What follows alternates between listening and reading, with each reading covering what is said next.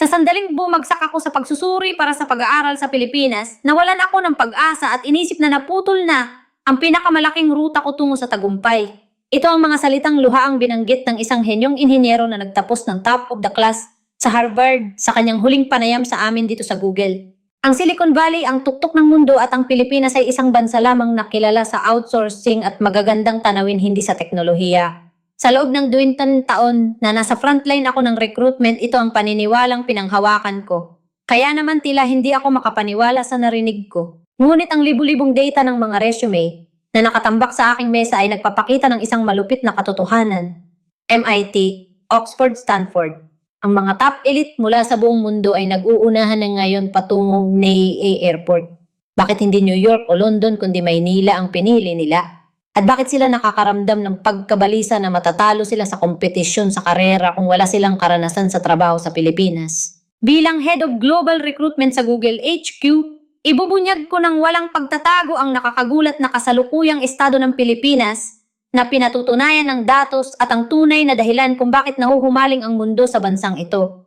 Isang nakakaantig na kwento kung bakit nagugulat ang mga henyo mula ni Amerika at Europa na dumadagsa sa NAIA at kung bakit ang Pilipinas ang naging number 1 na bansang pinapangarap ng mga international students. Sa kasalukuyan, isang kakaibang kababalaghan ang nangyayari sa Google HQ sa Amerika. Ito ay kumpanyang dating pinagtitipunan ng mga henyo mula sa Harvard, Oxford, Stanford, MIT at iba pa. Ngunit simula noong nakaraang ilang taon nagkaroon ng iisang pagkakatulad ang mga resume ng mga nakapasa. Pagtatapos ng engineering sa University of the Philippines, UP Artificial Intelligence Internship, sa De La Salle University, DLSU AI Project sa BGC Bonifacio Global City Karanasan, sa internship sa mga startup sa Makati. Habang tumatagal, dumarami ang mga aplikante na galing sa Pilipinas. At ang mga nakapasa ay pare-parehong nagsasabi nito, noong bumagsak ako sa pag-aaral sa Pilipinas, inisip ko na pinalampas ko ang pinakamalaking pagkakataon sa buhay ko. Sinasabi nilang mapag-iiwanan sila sa karera kung hindi sila makakapunta sa Pilipinas. Bakit sa dinami-dami ng lugar, hindi sa Amerika, hindi sa UK, hindi sa Canada, kundi sa Maynila pa? Ang tunay na dahilan kung bakit dumadagsa ang mga kabataan ng buong mundo sa Pilipinas, ibubunyag ko na ngayon. Bago tayo magsimula, mangyaring mag-subscribe sa channel at i-like ang video bilang suporta sa paggawa ng aming nilalaman. Nagpapasalamat ako sa lahat ng subscribers na kasama ko hanggang ngayon at sana'y manatili kayong malusog at masaya hanggang sa katapusan ng taon. Kung sinusuportahan niyo ang Pilipinas, mag-iwan ng komento na Laban Pilipinas niya sa comment section. Ako si Mark Lee ang namamahala sa Global Recruitment sa Google HQ na matatagpuan sa Mountain View, California. Ako'y 45 taong gulang na. Mahigit 20 taon na ang lumipas simula nang simulan ko ang trabahong ito. Tuwing umaga, daan-daang resume mula sa buong mundo ang nakatambak sa aking mesa. Computer Engineering PhD mula sa Harvard, Masters sa AI mula sa MIT, Software Engineering Bachelors mula sa Oxford. Kapag nakikita ko ang mga pangalang ito, nagniningning ang aking mga mata. Sa loob ng 20 taon, ang mga talentong pinili ko mismo ay halos galing sa mga lugar na ito. Ngunit kamakailan may isang kakaibang pangyayari. UP Diliman na naman. Bulong ko, habang humihigop ng kape sa umaga. Ang mga salitang University of the Philippines, Ateneo de Manila University at Mapua University ay masyadong madalas lumabas sa seksyon ng karanasan sa mga aplikasyon. Noong una akala ko ay nagkataon lang, sabi ko sa sarili ko, baka may isa o dalawang ganito lang. Pero lumipas ang 1 buwan, 2 buwan at nagpatuloy ang pattern. Hindi mas lalo pa itong lumala. BGC, AI Startup Internship, Makati Mobility Tech Project Participation. Napailing ako at napangisi habang sinasara ang resume. Sa totoo lang, hindi ko gaanong pinahahalagahan ang Pilipinas nun. Inaamin ko sila ay masisipag. Kilala sila sa kultura ng malasakit at mainit na pagtanggap. Mataas ang pagpapahalaga sa edukasyon at mahusay sa Ingles. Pero hindi ko inisip na ito ang lugar na dapat puntahan ng mga pinakamahuhusay na talento. Silicon Valley. Iyon ang tamang sagot. Iyon ang katotohanang pinaniwalaan ko mula noong ako'y 20 taong gulang. Ang pagtatapos ng kolehiyo sa MIT, pagkuha ng master's sa Stanford at pagpasok sa Google, ang pinakamasayang sandali ng buhay ko. Iyon ang formula ng tagumpay. Pero bakit ang mga kabataan ngayon ay paulit-ulit na isinusulat ang Pilipinas sa kanilang mga resume? Naisip ko baka uso lang, baka ang impluensya ng P-pop o mga teleserye ay umabot na hanggang sa mga resume. Mark, magsisimula na ang team meeting guys, sabi ni Sarah, isang junior HR manager. habang lumalapit sa aking mesa. Siya ay isang matalinong 32 anyos. Sige, susunod na ako. Inayos ko ang bunto ng mga resume at tumayo. Habang naglalakad sa pasilyo patungo sa conference room, bigla kong naisip, masyado ba akong matigas ang ulo? Hindi. Ako ay taong naniniwala sa datos. Ang 20 taong karanasan at istatistika ang aking pamantayan. At ang datos na iyon ay hindi pa nagkakamali kailanman. Pagbukas ko ng pinto ng conference room, hindi ko inaasahan ang sumunod na mangyayari. Ang pagpupulong na ito ang yayanig sa lahat ng aking maling akala. Binuksan ni Sarah ang kanyang laptop at ikinonekta sa projector. Ngayon ibabahagi ko ang resulta ng pagsusuri sa datos ng recruitment sa nakalipas na 6 na buwan. 5 kaming recruiters kasama ako ang nakaupo. Una tingnan natin ang estado ng pagkuha ng mga bagong engineer. Lumabas ang isang bar graph sa screen. Bilang ng aplikante passing rate sa dokumento probability ng pagpasa sa interview. Karaniwang istatistika pareho lang sa mga nakaraang taon. Ngunit nang i-click ni Sarah ang mouse lumabas ang isang bagong slide. Nang suriin namin ang kasaysayan ng mga final passers, nakatuklas kami ng isang kawili-wiling pattern. Ang item na karanasan ay biglang tumaas sa graph. Hindi ako makapaniwala sa nakita ko. Ano ito? Ang mga Google final passers, kamakailan nakakapagtaka man ay lahat pumupunta sa Maynila. Sa sinabi ni Sarah panandaliang tumahimik ang buong silid. Sa 120 na nakapasa bilang bagong empleyado, 10 sa kanila ay may karanasang kaugnay sa Pilipinas. Kung sa porsyento ito ay 73%, isang nakakagulat na numero kumpara sa passing rate ng lahat ng aplikante. Itinaas ko ang aking kamay. Hindi ba yan pagkakamali na verify nyo na ba? 3 beses namin kinumpirma. Exchange Student Internship Project, pag-aaral ng wika iba-iba ang anyo pero ang pagkakatulad ay Maynila. Sumingit ang ibang miyembro ng team. Kumusta ang datos noong nakaraang taon? Noong nakaraang taon ay 41%. Noong isang taon ay 28%. Patuloy itong tumataas. Naghalukip-kip ako at tumitig sa screen. May mali dito. Sa loob ng 20 taon ngayon lang ako nakakita ng ganitong pattern. Baka naman nakatutok lang ito sa partikular na paaralan o kurso. Tanong ko. Hindi. Computer engineering, electrical engineering, industrial engineering, pati na rin design kalat ito ng pantay sa lahat ng larangan. Inilipat ni Sarah sa susunod na slide. Ang mas nakakagulat pa ang average performance rating ng mga nakapasang ito ay 80% na mas mataas kaysa sa mga karaniwang nakapasa. 8%. Napasandal ako sa harap. Kung ganun kalaki ang agwat sa performance, hindi ito pwedeng baliwalain. Lamang sila sa project completion rate, peer evaluation at bilis ng promosyon. Bumigat ang hangin sa loob ng silid. Lahat ay nakatitig lang sa screen. Naisip ko, may nalampasan ba ako? Hindi imposible. Ang Pilipinas ay isang arkipelago lamang sa timog silangang Asya. Ang teknolohiya ay humahabol pa lang sa Amerika at ang edukasyon ay ginagaya ang kanluran, hindi ba? Pero hindi nagsisinungaling ang datos. Ang mismong datos na pinagkatiwalaan ko ng 20 taon ay nakaturo ngayon sa Pilipinas. Mark, may opinion ka ba? Tanong ni Sarah. Nanahimik ako sandali. Sa totoo lang, nalilito ako. Obserbahan muna natin. Masyado pang maaga para magbigay ng konklusyon sa 6 na buwang datos lang. Ang sagot ko ay halos palusot na lang. Pagkatapos ng pulong pagbalik ko sa opisina, naupo ako at nagtulala. Ang mga resume sa mesa ko ay tila nagbago ng anyo. UP Diliman Exchange Student, BGC Tech Valley Internship, DLSU AI Project. Ang mga katagang ito ay hindi na basta mga salitang pwede kong lagpasan. Malibak ako bulong ko sa sarili pero umiling ako agad. Hindi, ang 20 taong karera ay hindi pwedeng pabulaanan sa loob ng isang araw. Nang gabing iyon habang nagmamaneho pa uwi, patuloy akong nag-iisip. Meron nga bang espesyal sa Pilipinas o sadyang sunod-sunod na pagkakataon lang dumaan sa bintana ang mga gusali ng Silicon Valley? Buong buhay kong pinaniwalaan na ito ang sentro ng pinakamahusay na teknolohiya sa mundo. Pero ngayon hindi na ako sigurado dahil malinaw ang datos at hindi nagsisinungaling ang mga numero. Hindi ako makatulog ng maayos ng gabing iyon.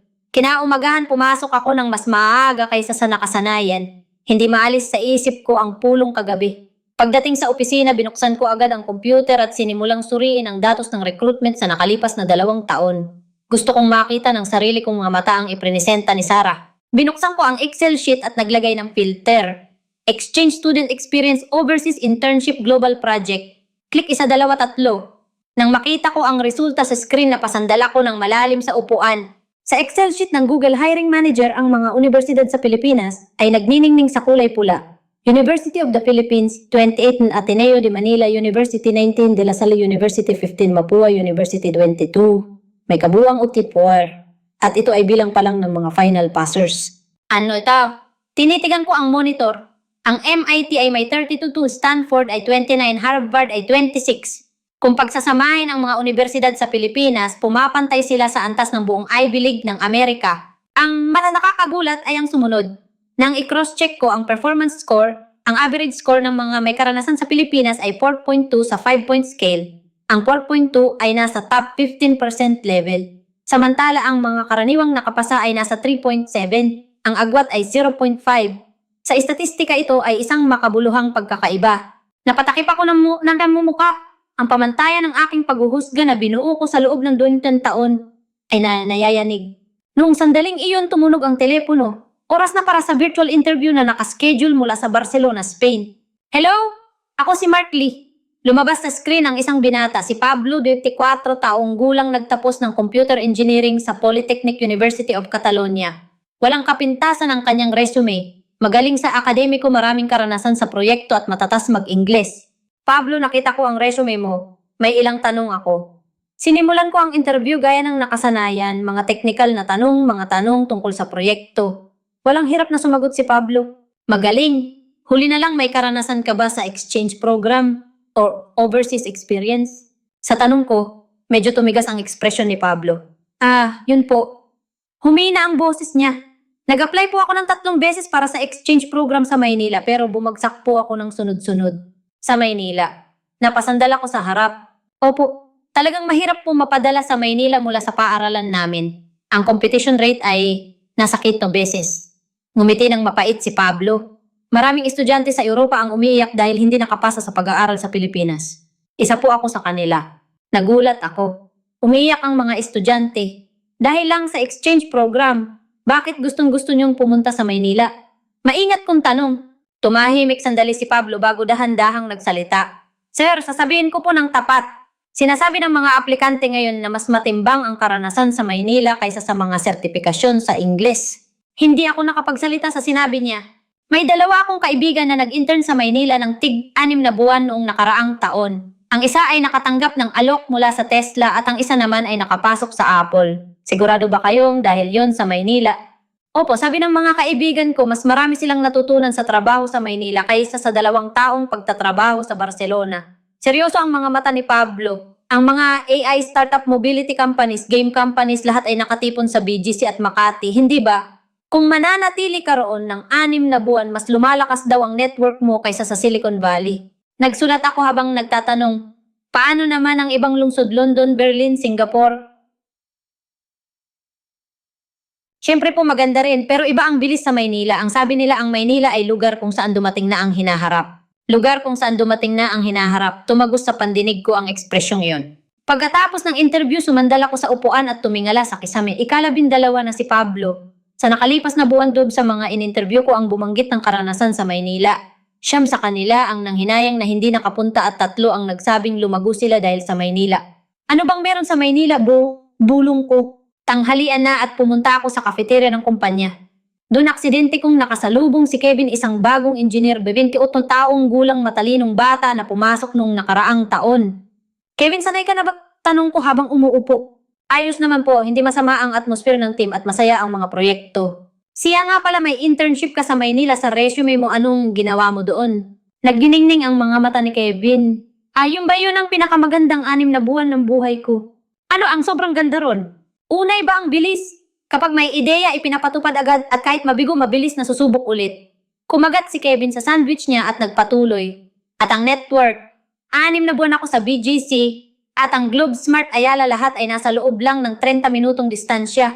Meeting sa tanghali, pagkikita ulit sa gabi, iyon ang pang-araw-araw na buhay. Kung ikukumpara sa Silicon Valley, ano, tanong ko? Nag-isip sandali si Kevin bago sumagot. Malawak dito, di ba, mula San Francisco hanggang San Jose ay mahigit 1 oras. Pero sa Maynila, lalo na sa BGC at Makati, dikit-dikit ang lahat, ang tindi ng density. Naalala ko ang sinabi na ang isang linyang karanasan sa startup sa Pilipinas ay susi para buksan ang pinto ng Silicon Valley. Kaya ba nakatulong yon nung nag-apply ka sa Google? At itento Sobra po. Sa interview, puro tungkol sa Maynila ang pinag-usapan namin sa loob ng 20 minuto. Interesado ang mga interviewer. Tumatawa na sabi ni Kevin. Habang kumakain ng salad, tahimik akong nag-isip, talaga bang may nalalampasan ako? Pagkatapos ng tanghalian at pagbalik sa opisina, may dumating na email. Mula ito sa opisina ng Vice President. Mark, pumunta ka sa opisina ko bukas ng 10 a.m. Maikli at malinaw na mensahe pero hindi maganda ang kutob ko. Kinaumagahan, kumatok ako sa pinto ng VP. Pasok. Pagpasok ko, nakatayo ang VP at nakatanaw sa bintana. Maupo ka, Mark. Umupo ako. Natanggap mo ba ang ulat tungkol sa recruitment trends kamakailan? Sen. Opo, nakita ko ang iprinisenta ni Sarah. Anong palagay mo? Humarap ang VP at nagtanong. Sumagot ako ng tapat. Sa totoo lang, hindi pa ako sigurado. Malinaw ang datos pero hindi ko alam kung bakit. Kaya ipadadala kita. Po, pumunta ka sa Pilipinas para sa business trip. Tingnan mo mismo. Nagulat ako sa sinabi ng VP. Sa Pilipinas po, bakit ako? Ikaw ang head of recruitment natin, hindi ba nakaturo ang datos sa Pilipinas? Kailangan mong kumpirmahin mismo. Inilatag ng VP ang file sa mesa. BGC Tech Valley Makati Startup Hub at 3 pangunahing universidad. Sapat na siguro ang 1 linggo. Pero narinig mo na rin siguro ang kwento na ang mga kabataan mula Amerika at Canada ay pakiramdam na lugi sa karera kung hindi makakapunta sa Pilipinas para mag-aral. Tinitigan ako ng diretsyo ng VP. Paano tayo magpatuloy na makakapili ng pinakamauhusay na talento kung hindi natin alam ang dahilan niyan? Wala akong nasabi. Aalis ka sa susunod na Lunes, ako na ang kukuha ng ticket. Paglabas ng opisina, magulo ang isip ko. Ayaw kong pumunta sa Pilipinas, sa totoo lang ayaw kong aminin. Na mayroong isang bagay doon na hindi ko napansin sa loob ng 20 taon, pero hindi ako pwedeng tumanggi. Utos ng VP at malinaw ang datos. Pagka-uwi ng gabing iyon, sinabi ko sa asawa ko, kailangan kong pumunta sa Pilipinas sa susunod na linggo para sa trabaho. Sa Pilipinas, biglaan naman 1 linggo. Gulat na tanong ng asawa ko. Sabi mo nun, wala namang masyadong espesyal sa Pilipinas, di ba? Oo nga. Buong buhay ko, akala ko walang espesyal doon. Pero ngayon, hindi na ako sigurado. Nang gabing iyon, kahit nakahiga na patuloy akong nag-isip. Ano nga ba talaga ang meron sa Maynila? Masisira ba ang mga maling akala ko? O baka naman wala talagang espesyal, hindi ko alam. Pero pagkalipas ng 1 linggo, malalaman ko ang sagot. Ang sagot na ganap na magpapabago sa buhay ko. Lumipas ang 1 linggo. Sumakay ako sa eroplano ng Philippine Airlines mula San Francisco International Airport. Habang nakaupo sa business class at naglalagay ng seatbelt, mabigat ang loob ko. Kailangan ba talagang pumunta? Sa totoo lang, hindi ako ganado sa biyaheng ito. Akala ko sapat na ang tumingin sa datos, pero ang utos ng VP ay pinal. Pag alis ng eroplano, inilabas ko ang laptop at muling tiningnan ang schedule. Unang araw, BGC Tech Valley Tour. Ikalawang araw, UP Diliman International Meeting. Ikatlong araw, Makati Startup Hub Visit. Ang natitirang 2 araw ay maluwag na. Sapat na siguro ang 1 linggo, isip ko. Ngunit malalaman ko sa sandaling dumating ako sa Maynila na maling-mali ako. Matapos ang 13 oras na biyahe, lumapag ako sa Ninoy Aquino International Airport, NAA. Sa pagbaba ko ng eroplano, may kakaiba. Napakalinis ng airport. Hindi lang malinis, futuristic. Habang naglalakad sa pasilyo, ang mga ilaw sa kisame ay gumagabay sa daan. Mangyaring dumiretso sa immigration, malinaw ang Ingles na anunsyo. Pagdating sa immigration, natigilan ako sandali. Nakahilera ang mga automated immigration gates. Lahat ito automatiko. Bulong ko habang lumalapit sa isa, iniskan ko ang pasaporte at tumingin sa facial recognition camera. Entry approved. 15 segundo lang. Sa San Francisco, karaniwan ng pumila ng 1 oras pero dito 20 segundo lang. Wala pang 5 minuto para makuha ang bagahe at lumusot sa customs. Epektibo ang pag-amin ko. Paglabas sa lobby, lumapit ako sa information desk para sumakay ng taxi. Excuse me, paano pinakamagandang pumunta sa sentro ng Maynila? Sumagot ang staff sa perpektong Ingles. Inirerekomenda ko po ang Metro Manila Subway. Diretso po ito sa BGC Station at makakarating kayo sa loob ng 30 minuto. Aabutin po ng 1 oras kapag nag-taxi kayo dahil sa traffic. Subway? Opo. May istasyon po dyan ng sa labas. Aalis ang tren kada ilang minuto. Tumango ako at pumunta sa sakayan. Pagbaba ko sa escalator, napakaayos ng lahat. Pagdating sa platform, nagulat ako ulit. May mga platform screen doors. Ibang-iba sa delikadong platform ng New York Subway. Nakalagay sa digital board ang oras ng pagdating ng tren ng minu-minuto. Darating ang express train sa loob ng 2 minuto at 30 segundo. May anunsyo sa Filipino, Ingles at Mandarin. Eksaktong 2:30 minuto dumating ang tren. Kahit segundo tumpak. Pagkasakay, malinis ang mga upuan at mabilis na dumaan ang tanawin sa labas. Mas mabilis pa ito kaysa sa biyahe mula San Francisco Airport papuntang siyudad. Inaamin ko, sabi ko sa isip. Pagdating sa BGC Station, lumipat ako ng linya. Ang hotel ko ay nasa Makati kaya kailangan kong sumakay ng isa pang tren. Pagbaba sa istasyon, perpektong konektado ang mga daanan. Intuitive ang mga signs. Hindi ka maliligaw dito, bumili ako ng beep card sa convenience store. Sa isang card na ito, pwede na kayo sumakay ng tren bus at magbayad sa taxi. Paliwanag ng tindera, bumili ako ng may pagdududa. Sa Silicon Valley, iba-ibang app ang gamit sa bawat transportasyon pero dito isang card lang. Sumakay ako sa tren. Hapon na ng weekday pero malinis ang tren. Halos lahat ng tao ay nakatingin sa smartphone or nagbabasa ng libro. Ang nakakagulat lahat ay naka-earphones. Kultura siguro na huwag makaabala sa iba, obserbasyon ko. Susunod na istasyon Ayala Station. Kasabay ng anunsyo lumabas sa screen ang impormasyon ng istasyon. Saang exit lalabas saan lilipat pati lokasyon ng banyo. Pagbaba ko sa Ayala at pag-akyat sa lupa ang tanawing tumambad sa akin ay higit pa sa inaasahan ko. Nagtataas ang mga gusali. Pero iba ang pakiramdam kaysa sa San Francisco. Mas maayos, mas futuristic. May mga digital screens sa paligid, maayos na tawiran. Sa bawat bus stop, may electronic display na nagpapakita ng real-time na pagdating ng bus. BGC bus, West Route 2 minutes, Makati Loop 5 minutes. Ito ba talaga ang Pilipinas? Nagulat ako. Ibang-iba ito sa Pilipinas na nasa imahinasyon ko. Habang naglalakad papuntang hotel, dumaan ako sa isang cafe. May QR code sa pinto. Pakiscan ang QR code para sa menu at order. Nang iscan ko lumabas ang menu sa English, Chinese at Filipino. Pwede ring mag-order gamit ang app. Mas moderno pa kaysa sa Amerika. Nag-check-in ako sa hotel. Binigkas ng staff ang pangalan ko ng tama. Welcome Mr. Markley. Sa Amerika halos walang makabigkas ng tama sa apelyido ko. Pero dito, kung may kailangan po kayo, sabihin lang ninyo, 24-hour English service po kami. Salamat. Habang nasa elevator, napaisip ako, sa loob lang ng ilang oras na yanig na ang mga maling akala ko. Epektibong sistema ng transportasyon, perpektong infrastruktura, mababait na serbisyo. Ito ba talaga ang bansang sinasabi nilang developing? Pagpasok sa kwarto at pag-aayos ng gamit, tumingin ako sa bintana. Lumulubog na ang araw at nababalot ang lungsod ng makukulay na neon signs. Nakikita ko ang mga ilaw na BGC High Street at Makati Skyline. Bukas pupunta ako sa BGC. Sabi ko habang tinitingnan ang schedule. BGC o tinatawag nilang Technological Hub ng Pilipinas.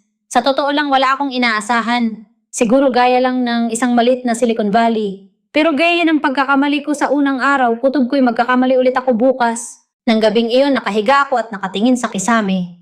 Ang mga nakita ko mula Naiia hanggang Makati sa loob lang ng 2 oras ay paulit-ulit sa isip ko. Automatikong sistema tumpak na oras ng tren, integrated card real-time information. Ang lahat ng ito ay normal na buhay lang dito. World's number one study abroad destination ayon sa ranking agencies. Mula ngayon hindi na London kundi Maynila. Naalala ko ang sinabi ni Sarah sa pulong. Noong una hindi ako naniwala pero ngayon naiintindihan ko na ng kaunti. Sa labas ng bintana kumikinang ang gabi ng Maynila, milyon-milyong ilaw ang tumatanglaw sa lungsod. Ang bawat ilaw ay buhay ng isang tao, pangarap ng isang tao at kabilang doon ang mga international students mula sa buong mundo, mula France, Germany, Canada, Brazil. Bakit nila pinili ang Maynila? Pakiramdam ko, mas maiintindihan ko ito bukas. Pinikit ko ang aking mga mata, pero hindi ako dinalaw agad ng antok. Masyadong magulo ang isip ko. Ang mga paniniwalang binuo ko sa loob ng 20 taon ay isa-isang gumuguho. Kinaumagahan maaga akong nagising. Pagbaba ko sa breakfast buffet ng hotel, napakaraming dayuhan. Mga kanluranin, taga-gitnang silangan, taga-timog silangang Asya, sari-sari. May naririnig akong nag-uusap sa French-Spanish sa kabilang mesa. Isang international city nga ito. Sabi ko habang umuupo dalang kape at ensalada. Ang schedule ngayon ay pagbisita sa BGC Tech Valley. Magkikita kami ng local guide sa lobby ng 900 AM. Eksaktong alas 9 may naghihintay na dalaga sa lobby. Mr. Markley ako, si Joy Santos, ako ang bahala sa BGC tour niyo ngayon. Ikinagagalak ko. Habang nakikipagkamay, inobserbahan ko siya. Mukhang matalinong nasa early 30s. Mangga 20 minuto po ang biyahe gamit ang sasakyan. Habang papunta ipapaliwanag ko ang tungkol sa BGC. Sumakay kami sa kotseng naghihintay sa harap ng hotel. Pag alis ng sasakyan, naglabas si Joy ng tablet. Ang BGC ay dating base militar na ginawang world-class business district. Ngayon, narito ang Google Philippines, Facebook, Globe at iba pang nangungunang IT companies. Lumabas sa tablet ang aerial photo ng BGC. Siksikan ang mga modernong gusali. Marami rin bang startup? Tanong ko. Mahigit na 2,000 kumpanya, lalo na sa AI, fintech at entertainment. 2,000. Nagulat ako. Hindi man kasing dami ng Silicon Valley pero napakalaking numero nito para sa isang bansang umuunlad pa lang. Dumaan kami sa Kalayaan Flyover. Malinis at maayos ang kalsada, disiplinado ang mga sasakyan. Ayun po ang The Finance Center at WCT Center. Itinuro ni Joy ang labas, mga naglalakihang gusaling salamin. Sa ilalim ay mga opisina at commercial spaces. Prime location po yan. Pumasok ang sasakyan sa BGC. Sa sandaling iyon nawalan ako ng salita. Iba ito sa imahinasyon ko. Hindi lang basta mga gusaling salamin. Bawat gusali ay may kakaibang arkitektura na nagpapakita ng identidad ng kumpanya. Mas futuristic pa sa Silicon Valley, pag-amin ko sa sarili. Ang unang destinasyon ay ang AI Research Institute ng isang malaking kumpanya sa Pilipinas. Pagpasok sa lobby, sinalubong kami ng higanting media wall. Puno ang pader ng digital art na ginagawa ng AI ng real-time. Mr. Mark Lee, isang batang lalaking researcher ang nakipagkamay. Ako si Ginoong Reyes ng AI Research Team. Nagtapos ako ng PhD sa MIT at bumalik sa Pilipinas 2 taon na ang nakararaan. MIT, bumalik ka. Diretsahan kong tanong.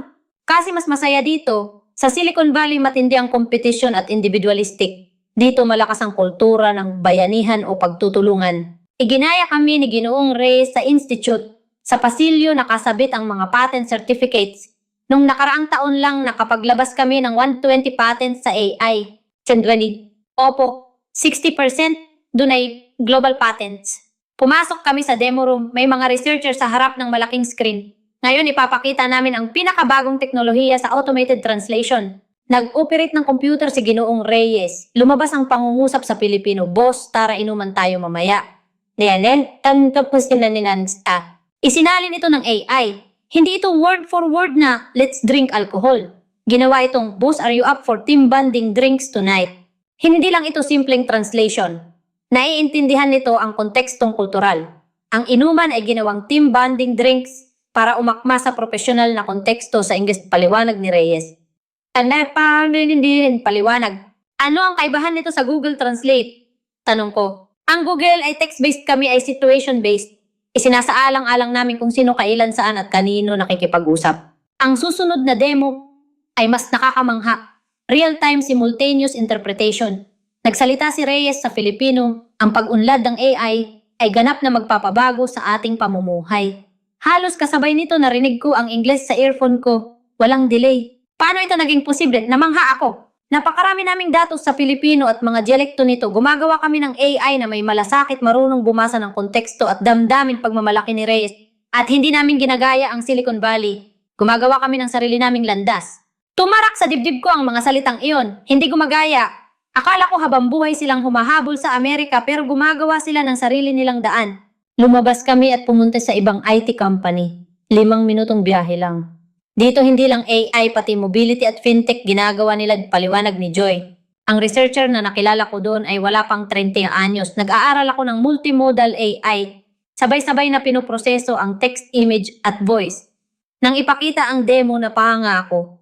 Nang iparinig ang katutubong musikang Pilipino, kundi man gumuhit ang AI ng akmang larawan na parang obra ni Amor Solo. Kultura ng Pilipinas ang simula, pero ang edukasyon at teknolohiya dito ang nagbabago ng buhay, sabi ng researcher. Gumagawa kami ng AI na malalim ang pag-unawa sa kulturang Asiano. Ito ang edge namin sa global market.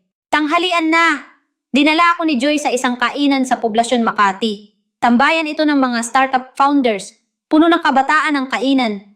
Halos nasa late 20s hanggang early 30s. Habang kumakain, nakarinig ako ng English mula sa kabilang mesa, taga-France sila. Mga startup employees din ba sila? Tanong ko. Opo, malamang mga foreign developers, marami niyan dito sa Makati. Bakit sila pumunta sa Pilipinas? Bilis. Kung mananatili ka dito ng 6 na buwan, katumbas na yon ng 2 taong karanasan sa Silicon Valley. Pagkatapos kumain, itinuloy namin ang schedule. Binisita namin ang isang AI startup. Ang CEO ay isang 31 anyos na babae. Nagtapos ako sa MIT at nagtrabaho sa Silicon Valley ng 3 taon pero bumalik ako dito 2 taon na ang nakararaan. Bakit? Tanong ko. Dahil mas mabilis dito. Pagka-pitch ng ideya, may investment agad sa loob ng 1 linggo at may produkto na sa loob ng 1 buwan. Natatawa niyang masabi, bilis na hindi mo mai-imagine sa Amerika. Tiningnan niya ang opisina, sa 15 na empleyado kalahati ay dayuhan. German, Indian, Brazilian, Canadian, mga dating exchange students sa UP at Ateneo. Ang isang linyang karanasan sa startup sa Pilipinas ang naging susi nila para makapasok sa Silicon Valley.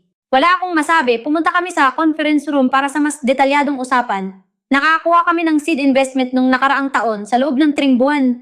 Take buwan. Opo, mabilis magdesisyon ang mga investor sa Pilipinas. Minsan isang meeting lang deal na. Ipinakita niya ang chart. May 3 kaming empleyado na galing MIT, lahat sila ay nag-exchange student sa Pilipinas. Ang 6 na buwan sa Maynila ay nagpabago raw ng pananaw nila. Huli naming binisita ang AI Center ng isang malaking electronics maker. Ang nakilala kong chief researcher ay kaedad ko. On-device AI ang focus namin, AI na gumagana sa smartphone kahit walang cloud. Sa demo nagulat ako, real-time translation at image analysis kahit walang internet. Paano ito posible? Dahil kaya naming i-optimize ang hardware at software ng sabay, yun ang lakas namin. Noon ko napagtanto, hindi humahabol ang mga kumpanya sa Pilipinas sa Amerika, ginagamit nila ang sarili nilang lakas para magbukas ng sariling landas. Pagsapit ng gabi, dinala ako ni Joy sa isang rooftop bar sa BGC. Mula sa itaas nakakamangha ang tanawin. Libu-libong ilaw ang kumikinang. Ang bawat ilaw na yan ay pangarap ng isang tao, sabi ni Joy. At marami sa mga pangarap na yan ay galing sa mga kabataang dayuhan.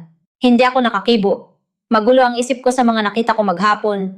Sariling teknolohiya, mabilis na action, global talent. Ito ba talaga ang Pilipinas na binaliwala ko noon? Sa sasakyan pabalik ng hotel, tahimik akong nag-isip. Sa isang araw lang kalahati ng mga maling akala ko ay gumuho na. Ang natitirang kalahati ay mukhang guguho bukas sa University of the Philippines. Kinaumagahan pumunta ako sa UP Diliman. Si Joy ulit ang guide ko. Ngayon, makikipagkita tayo sa professor na ini-charge sa International Affairs. Pagkatapos magka-campus tour tayo. Tumakbo ang sasakyan papuntang Quezon City, isang university town sa gitna ng lungsod. Ang UP ay isa sa mga most internationalized universities sa rehiyon, paliwanag ni Joy. Pagpasok sa University Avenue, nakita ko ang oblation. May mga lumang gusali pero may mga moderno ring istruktura. Pumasok kami sa gusali ng international linkages. Nakasabit sa labi ang mga watawat ng iba't ibang bansa, Amerika, France, Germany, Spain, Brazil. Welcome Mr. Mark Lee. Isang middle-aged na propesor ang nakipagkamay. Ako si Professor Garcia in charge sa International Cooperation. Pumunta kami sa conference room. Binuksan ni Professor Garcia ang laptop. Una ipakita ko ang estatistika. Lumabas ang graph. Aplikasyon para sa exchange program ngayong semestre 2, 847. Ang dami ah. Opo. Pero ang slot ay 180 lang. Nag-compute ako. Mahigit 15 times ang competition rate. Eksakto ay 15.8 times. Noong nakaraang taon ay 12 times. Patuloy na tumataas. Inilipat niya ang slide. World's number 1 study abroad city. Mula ngayon, hindi na London kundi Maynila. Lumabas ang ranking. 1. Manila 2. London 3. Sydney. Totoo ba ito? Hindi ako makapaniwala. Opo. Inilabas ito noong nakaraang taon. Edukasyon, kaligtasan, cost of living, oportunidad sa trabaho, lahat yan number 1 ang Maynila. Itinuro ni Professor Garcia ang labas ng bintana. Sa mga estudyanteng nakikita mo diyang kalahati ay dayuhan. Totoo nga, iba't ibang lahi ang naglalakad sa campus. Saan galing ang pinakamarami? France ang una. Sumunod ang Germany, Spain at Canada. Bakit nila pinipili ang Pilipinas? Tanong ko na puno ng pagtataka. Nag-isip sandali si Professor Garcia. 3 dahilan. Una, mataas ang antas ng edukasyon. Pangalawa, masaya at ligtas. Ang mga Pilipino ay kilala sa pagiging masayahin. Pangatlo at pinakaimportante ay oportunidad. Oportunidad. Opo, kung mag-aaral ka sa Maynila ng 6 na buwan, bubukas ang pinto sa mga startup, sa BGC internship sa malalaking kumpanya at AI research labs. Nagkwento siya ng isang halimbawa. May estudyanteng galing France noong nakaraang taon. Business major pero nag-intern siya sa isang malaking IT company dito. Pagbalik niya sa France, nakakuha siya ng offer sa Louis Vuitton. Dahil yun, sa karanasan niya sa Pilipinas. Tumango ako. Ang sabi-sabi na lugi sa karera ang mga kabataang Amerikano at Kanadyano. Kung hindi makakapunta sa Pilipinas, hindi pala ito exaggeration. Totoo pala. Ipinakita ni Professor Garcia ang isa pang slide. Ito ang graduate tracking survey. 85% ng mga dating exchange students sa Pilipinas ay nakakuha ng trabaho sa loob ng 6 na buwan pagkatapos gumraduate. Kinta, opo. Ang average ay 68%. Malinaw ang agwat. Pagkatapos ng pulong, nag-tour kami sa campus. Pumunta kami sa main library. Puno ng mga estudyanteng nag-aaral. 24 oras po itong bukas, sabi ni Joy. Sa isang mesa, magkakasama ang mga estudyanteng Pilipino at dayuhan. Nag-uusap sila gamit ang Ingles at Filipino. Anong ginagawa nila? Malamang group project.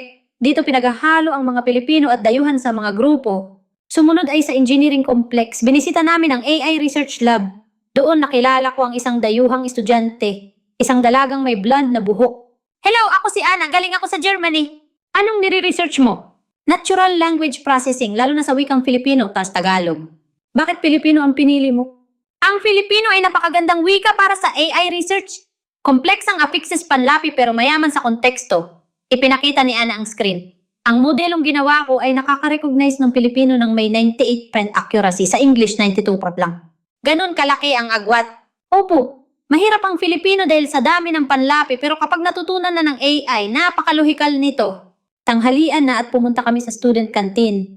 Nagulat ako na ang menu ay nasa 6 na wika. Filipino, English, Chinese, Korean, French, Spanish. Para sa mga foreign students, sabi ko. Siyempre, 20% ng estudyante ay dayuhan. Maingay at masaya sa kantin. Halo-halo ang mga wika.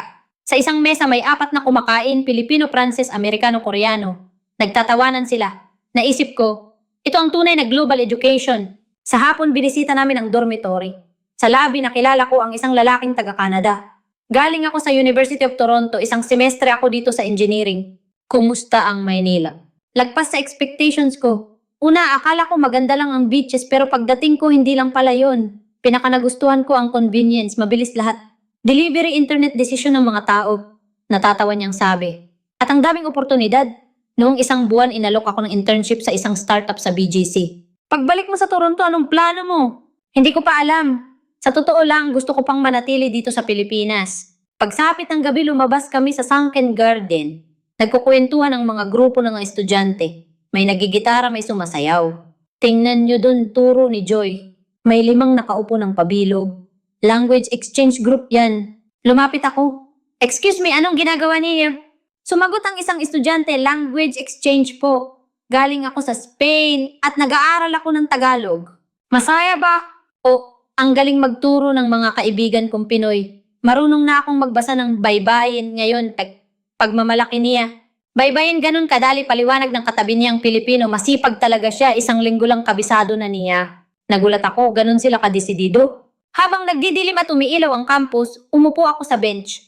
Nakita ko ang mga estudyanteng nagtatawanan. Pilipino man o dayuhan, walang diferensya. Lahat sila estudyante lang.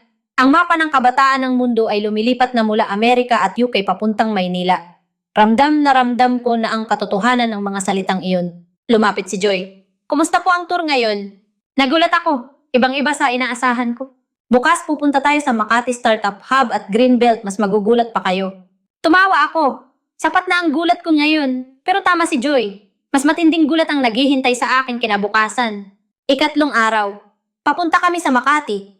Ngayon ay bisitahin namin ang Startup Hub at Greenbelt Rockwell area. Ipapakita ko sa inyo ang mas dynamic na Maynila, sabi ni Joy. Huminto ang sasakyan sa harap ng isang gusali malapit sa Ayala. Ito ang Google Campus Manila. Google Campus, nagulat ako. Opo, espasyong ginawa ng Google para suportahan ang mga startup. Ilang lugar lang sa mundo ang meron nito. Pagpasok sa loob, puno ng kabataan. Karamihan ay nasa late 20s. Nagtatrabaho sa laptop, nagdidiskusyon sa whiteboard. Daan-daang tao ang nagtatrabaho dito araw-araw. Libre. Opo, alay ng Google para sa startup ecosystem. Sa isang banda may pitching practice, isang dalaga ang nagpe-present. Ang AI namin ay nagpapataas ng accuracy ng medical diagnosis ng 30%. Pinaulanan siya ng tanong ng mga nanonood. Gaano karaming datos ang nakuha niyo? Ano ang lamang niyo sa kalaban? Walang takot na sumagot ang dalaga. Humanga ako sa kumpiyansa niya sa ganong edad. Lumipat kami sa Greenbelt/Rockwell area, sentro ng fashion at uso. Pero nagbago na rin ito. Ang mga butik ay naging tech offices na rin. Ito ang sentro ng trend sa Maynila, sabi ni Joy. Unang binisita namin ang isang mobility startup. Nirenovate na lumang gusali ang opisina nila. Hello, ako si Mr. Yap, CEO. Mukhang 32 anyos na lalaki. Gumagawa kami ng e-scooter sharing service. May 50,000 units kami sa buong Metro Manila. 60,000? Opo, 200,000 ang gumagamit araw-araw. Pagtingin ko sa opisina, may 20 empleyado, kalahati ay dayuhan. Ang daming dayuhan ah. Opo. Yung Canadian developer doon, French designer, Brazilian, lahat galing sa exchange program sa Pilipinas. Tinawag ni Mr. Yap ang isa. Jason, halika sandali. Lumapit ang isang binatang blonde. Ako si Jason, galing Canada. Bakit ka nagtatrabaho dito? Nag-exchange student ako last year at Nag-intern dito, naging full-time offer. Wala akong balak bumalik sa Canada. Bakit? Mas masaya dito eh, tawa ni Jason. Yung trabaho ko dito ng na buwandog taon bago ko matutunan sa Canada. Totoo nga ang sinabi nila, ang internship sa Pilipinas ang susi. Pero bakit ka nagstay? Dahil mas marami akong natututunan dito. Tanghalian na at lumabas kami sa Greenbelt. Puno ng kape at restaurant. Pumasok kami sa isa at nagulat ako na tablet ang menu. Tablet na lang po ang order at bayad. Sabi ng waiter, menu sa English, Chinese, Korean. Mukhang maraming dayuhang customer, sabi ko. Opo, lalo na mga kabataan mula Europa. Habang naglalakad, nakita ko ang mga grupong nag-uusap. English, Pranses, Espanyol, Aleman. Huminto ako sa tapat ng isang grupong nag-uusap sa Ingles at Pranses. Excuse me, anong ginagawa niyo? Sara, Narani, Santina. Sumagot ang isang Pranses na babae. Startup team kami, nagbe-brainstorming. Startup? Opo. Fashion tech company. Gumagamit kami ng AI para sa personalized styling. Iba-iba ang lahi niyo ah. Iyon ang lakas namin. Alam ko ang fashion sa France. Alam ng Pinoy kong kaibigan ang teknolohiya at lokal na style. At yung Amerikano naman sa marketing. Humanga ako. Ang kultura ng Pilipinas ang simula pero teknolohiya at edukasyon ang nagbabago ng buhay. Dati gusto ko lang pumunta dito dahil sa beaches pero ngayon dito na nabubuo ang karir ko. Dagdag ng babae. Sa hapon pumunta kami sa Ortigas. Ibang vibes naman. Halo-halo ang kultura. Buhay na buhay ang kalsada. May buskers, may artists. Ang daming dayuhan dito. Opo, paborito ng mga dayuhan ang Ortigas at Kapitolyo. Dumaan kami sa tindahan na mahaba ang pila. Kalahati ay dayuhan. Mga turista ba sila? Hindi! Karamihan ay nakatira na dito, students, employees. Nagulat ako, ganito na karaming dayuhan ang nakatira sa Maynila. Pagsapit ng gabi, pumunta kami sa isang bar na may view. Umorder ako ng beer. Kumusta po ang tring araw sa Maynila? Tanong ni Joy. Nag-isip ako na sa totoo lang shocking. Saan banda? Lahat. Teknolohiya, edukasyon, kultura. Ibang-iba sa iniisip ko. Humigop ako ng beer. Lalo na ang mga kabataan, walang takot. Kahit mabigo, subok ulit. Nagbago na ang mga kabataang Pilipino. Dati gusto nila ng stable na trabaho. Mag-abroad bilang nurse o seaman. Ngayon, hinahabol nila ang sarili nilang pangarap. Gumagawa ng startup, nagtatrabaho sa global companies dito. Sa labas kita ang ganda ng Maynila, milyong ilaw. Naalala ko ang sarili ko nung 20s ako. Tanging Amerika lang ang tingin ko. Pero ang mga kabataan dito, ang tingin nila sa mundo ay entablado nila. Ang pag-aaral sa Pilipinas ay hindi nakatuwaan lang, kundi oportunidad na sayang palampasin bulong ko. Tama po kayo. Inilapag ko ang baso. Ano ba ang pinalampas ko sa buhay? Nung itinuro ng datos ang Pilipinas, hindi ako naniwala. Binulag ako ng prejudice. Pero sa tring araw, nakita ko, ang Pilipinas ay mas abante kaysa sa iniisip ko. Sa ilang aspeto, mas abante pa sa Silicon Valley. Anong gagawin niyo bukas? Tanong ni Joy. Pupunta ako sa Google Manila office. Gusto kong makausap ang mga empleyado doon, lalo na ang mga Pilipinong developers. Gusto ko nang matuto. Ang mga bagay na hindi ko alam. Nang gabing iyon, humiga ako sa kama. 4 na araw na lang. Parang ang bilis ng oras. Marami pa akong gustong makita pero sapat na siguro ito. Malaki na ang ipinagbago ko. Kinaumagahan, 4 na araw. Pumunta ako sa Google office sa BGC. Mataas na gusali malapit sa High Street. Welcome Mr. Mark. Ako si Miss Dizon ng HR. Pumasok kami sa opisina. Katulad ng Silicon Valley ang itsura pero may kakaiba. Mas buhay, mas bata. Ipapakilala ko kayo sa AI team leader namin. Si Miss Mendoza, napakatalino niya. Pumasok ang isang babaeng mukhang 29 anyos. Hello, ako si Miss Mendoza. Nagpakita siya ng presentation sa laptop. Ipapaliwanag ko ang AI trend sa Maynila. Naglabas ako ng ballpen. Dati ako ang nag-interview, ngayon ako ang natututo. Sa totoo lang, underestimated ko ang Pilipinas. Pag-amin ko, ngumiti si Miss Mendoza. Ayos lang. Dati rin naman tingin namin sa HQ ay napakalayo. Inilipat niya ang slide. Sa BGC Tech Valley lang, 60 AI startups ang nakakuha ng seed funding last year. 60? Opo. Ang density na yan ay kapantay ng Silicon Valley. At ang average age ng developers dito ay 28. Bata, mabilis, walang takot. Anong pinagkaiba sa Silicon Valley? Bilis. Dito mula ideya hanggang prototype 1 linggo lang. Sa Silicon Valley 1 buwan. Bakit una dikit-dikit ang lahat?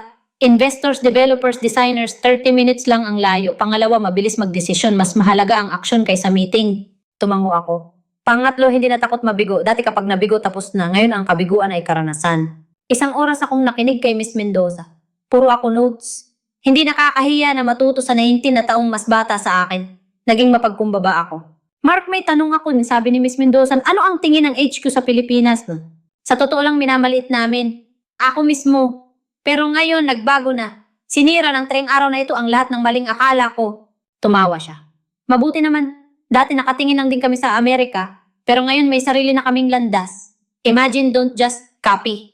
Tanghalian sa cafeteria. May Filipino food, Western, Chinese, libre para sa pamilya ng empleyado 4 times a month. Paliwanag niya.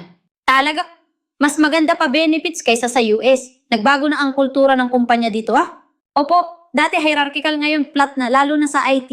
Sa hapon nakausap ko ang mga team members. Global mindset sila. Matatas mag-Ingles at alam ang trends. Tinanong ako ng isang developer, pangarap pa rin ba ang magtrabaho sa Silicon Valley? Nag-isip ako. Dati oo. Pero ngayon hindi na siguro ganun. Kasi may magandang oportunidad na rin dito. Tumawa sila. Ganun din iniisip namin. Kaya yung iba sa amin tinanggihan ang offer sa HQ para manatili dito. Pauwi rush hour na sa BGC. Pero karamihan ay umuwi na ng 6 p.m. o 7 p.m. Walang overtime. Wala maliban kung special case, mahalaga ang work-life balance. Ang masayang empleyado ay mas creative. Sabi ni Miss Mendoza, tama siya. Sa loob ng 20 taon, gaano ba ako kapagod? Kaya pala sila mas innovative. Sa hotel, nag-email ako sa VP. Isusumayti ko ang formal na ulat pag-uwi pero sasabihin ko na ngayon underestimated natin ang Pilipinas. Sa talento global level na sila, sa ilang aspeto na una pa sa atin. Gumaan ang pakiramdam ko. Sa labas, 3 araw na lang ang natitira. Ika-5 araw, free time ko. Naglakad-lakad ako sa Rockwell. Maraming luxury brands pero mas napansin ko ang mga tao. Ang daming dayuhan. Sa kape may 2 Francis sa tabi ko. Mas masarap magtrabaho sa Maynila kaysa Paris. Sabi nila, maraming oportunidad, ligtas, masarap ang pagkain. Bakit sila nandito? Alam ko na ang sagot. Oportunidad, kaligtasan, kalidad ng buhay. Hapon pumunta ako sa Intramuros, Old Manila. Naghalo ang luma at bago, maraming turista, may mga nakabarong at Pilipiniana na nagpapapicture. Ang ganda, sabi ng isang European couple. Ang Pilipinas kung saan nagtatagpo ang nakaraan at kasalukuyan. Gabi kumain ako ng sinigang at adobo. Habang kumakain, binalikan ko ang 4 na araw. Ang gulat sa NAA, ang inobasyon sa BGC, ang global vibe ng UP ang sigla ng Makati. At ang mga kabataan sa Google, nakita ko ang hinaharap sa kanila. 20 taon akong nakatingin lang sa Silicon Valley. Pero malawak ang mundo, lalo na dito sa Maynila. Pagkatapos kumain, pumunta ako sa Pasig River Esplanade. Maganda ang ilaw ng mga tulay. May nagjujuging. Umupo ako sa bench. 2 araw na lang babalik na ako sa Amerika. Pero hindi na ako ang dating Mark. Nag-text ako sa anak kong si Jake. Jake, saan mo nga balak mag-aral? Sa UK, Dad. Bakit? Subukan mong isipin ang Maynila. Nandito ako ngayon at napakalupit ng lugar na to. Maynila, wow, nagulat ako na nire-recommend mo yan. Ako rin nagulat, ibang-iba dito pag-isipan mo. Sige, Dad. Napangiti ako. At least ang anak ko makukuha niya ang oportunidad na pinalampas ko. Nang gabing iyon, sinimulan ko ang draft ng report. Philippine Market Re-Evaluation Report. Simula, mali ang tingin natin sa Pilipinas. Akala natin humahabol lang sila. Pero sa bilis, talento at network, kapantay o nauuna na sila. Naalala ko sila Reyes, Ana Jason, Miss Mendoza. Itinuro nila sa akin ang bagong mata para makita ang mundo. Ang internship sa Pilipinas ay katumbas ng 2 taon sa Silicon Valley. Hindi ito biro. Ang Google ay kailangang baguhin ang estratehiya. Hindi lang consumer market ang Pilipinas, kundi partner in innovation. At sa hiring dapat bigyang bigat ang karanasan sa Pilipinas. Ang mapa ng kabataan ay lumilipat na sa Maynila. Kung hindi natin ito sasakyan, mawawalan tayo ng top talents. Ika-6 na araw, huling araw ng activities. Pumunta ako sa Asia Startup Summit sa SMX Convention Center, napakalaking event. Daan-daang booth. Ang nakakagulat, higit kalahati ay nagpe-present sa English. Global agad ang target. Unang booth, AI medical diagnosis. 95% accuracy. Ini-export na namin sa 3 bansa sa Southeast Asia at papasok na sa Europe. Sabi ng 28 anyos na founder, 1.5 years pa lang kami. Ang bilis. Sunod, EdTech Startup. AI Personalized Learning. 500,000 users sa Pilipinas, meron na rin sa Taiwan. Sa 15 staff, 5 ang dayuhan. Lahat galing UP Exchange Program. Hindi na ako nagulat.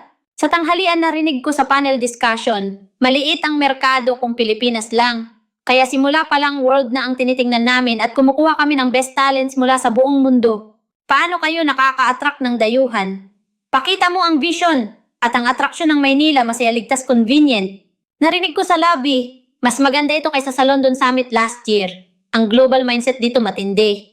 Sa investment panel, gaano kabilis ang decision 1 to 2 weeks. Sa Silicon Valley, 3 months.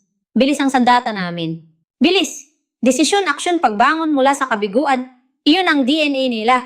Pauwi sa subway, naisip ko, binago ng linggong ito ang buhay ko. Nagkaroon ako ng pag-asa. Mas malawak at mas makulay ang mundong gagalawan ni Jake. Pag-impake ko ng gamit, tiningnan ko ang mga business cards. Mahigit 20. Salamat sa inyong lahat. Huling gabi sa Maynila. Ika-7 araw, uuwi na. Maaga akong gumising at naglakad sa parke. Tahimik na alala ko nung dumating ako, puno ako ng pagdududa. Ngayon puno ako ng paghanga. Lalo na sa mga tao, bata madamdamin, walang takot. Pag-check out, tinanong ako, nag-enjoy po ba kayo? Sobra, babalik ako. Sa NEA, bumili ako ng regalo. Isang notebook na may disenyong katutubo para kay Jake. Isulat mo dito ang pangarap mo sa Maynila. Sa guide, binasa ko ulit ang report. Nagdagdag ako, masyado nating nilimitahan ang tingin natin sa mundo. Akala natin US at Europe lang. Pero ang Asia, lalo na ang Pilipinas, ay bagong sentro. Dapat bigyan ng oportunidad ang mga may karanasan sa Pilipinas. Boarding for San Francisco. Tumayo na ako. Habang lumilipad ang eroplano at lumilit ang Maynila sa bintana, lumalaki naman ito sa puso ko. 13 oras akong nag-isip. Pag uwi ko, ipapasa ang report sa VP. Isasama ang Philippine experience sa hiring criteria. Magpo-propose ng partnership sa mga kumpanya sa Pilipinas. Kakausapin si Jake. Anak, mas malawak ang mundo kaysa sa akala mo. Tumingin ka rin sa Maynila, Singapore, London. Huwag kang tumulad sa daddy mo na Amerika lang ang alam. Paglapag sa San Francisco, 1 oras ang pila sa immigration. Sa NEA, 15 seconds lang. Napatawag ako sa asawa ko habang naka-Uber. Binago ako ng Pilipinas, honey. For the better. Sa bahay, ibinigay ko kay Jake ang notebook. Pangarap. Gusto kong pumunta sa UP, makilala ang mga tao doon. Seryoso ka, dad, sa Maynila? Oo. Nandoon ang hinaharap. Hindi exaggeration ang sabi nilang ang 6 na buwan doon ay katumbas ng 2 taon sa Silicon Valley. Sige dad, aalamin ko ang tungkol sa exchange program. Nang gabing iyon, tinapos ko ang report. Konklusyon, ang mapa ng talento ay lumilipat na sa Maynila. Hindi ito uso lang, ito ay pagbabago ng estruktura. Ang Pilipinas ay hindi na humahabol ng ngunguna na. Kung hindi tayo a-adapt, may iwan tayo. Mungkahi. Isama ang Global PH Experience sa hiring. Partnership sa UP Ateneo DLSU. Tulungan ang mga startup sa BGC. Palawakin ang Google Manila R&D. Sent, tumingin ako sa labas. Maganda ang Silicon Valley pero hindi lang ito ang sentro ng mundo. May Maynila, may Berlin. Bawat isa may lakas. Nag-text ako kay Miss Mendoza. Salamat sa tulong. Marami akong natutunan. Babalik ako agad. Reply, welcome po kayo Mark. Mas marami pa kaming ipapakita sa susunod. Napangiti ako, ito ang bagong simula. Sirang prejudice, bagong pananaw. Para sa susunod na henerasyon. Kumusta ang kwento ng isang linggo ni Mark Lee, Google Hiring Manager? Ang inaakala nating simpleng buhay sa Pilipinas ay pangarap na palang oportunidad para sa mga kabataan ng mundo. Nakaka-proud na Pilipinas, bansang pinupuntahan na para matuto. Kung nagustuhan nyo, mag-subscribe at i-like. Ito ang Special Philippines na naghahatid ng mga kwentong nakaka-inspire. Maraming salamat.